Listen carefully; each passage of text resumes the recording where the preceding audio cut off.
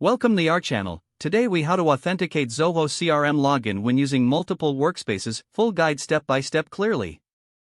To authenticate Zoho CRM login when using multiple workspaces, begin by navigating to the Zoho CRM login page.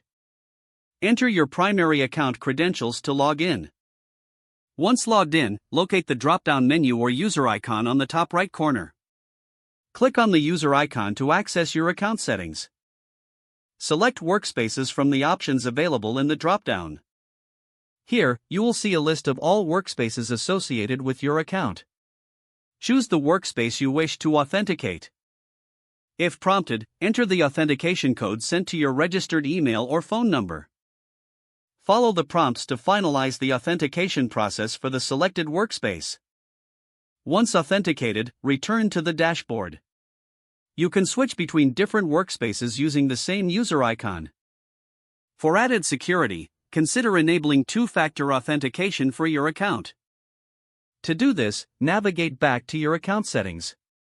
Then, select two-factor authentication from the security options. Follow the steps to set up two-factor authentication using your preferred method.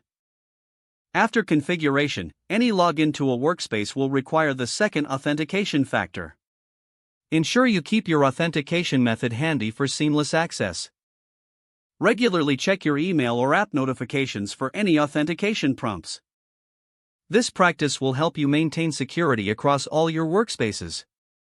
In summary, authenticating your Zoho CRM login for multiple workspaces is straightforward and enhances your account's security. By following these steps, you will ensure a smooth login experience.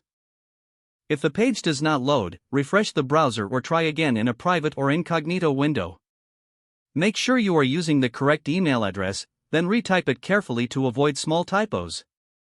If your password is not accepted, use the reset option and create a new strong password. You can check your spam folder for verification or security emails, then complete any requested confirmation step. Enable two-factor authentication if available to improve account security and reduce unauthorized. After signing in, review your profile details so your contact information and settings are accurate and current. If you see an error message, note it down and try again after restarting your device and internet connection.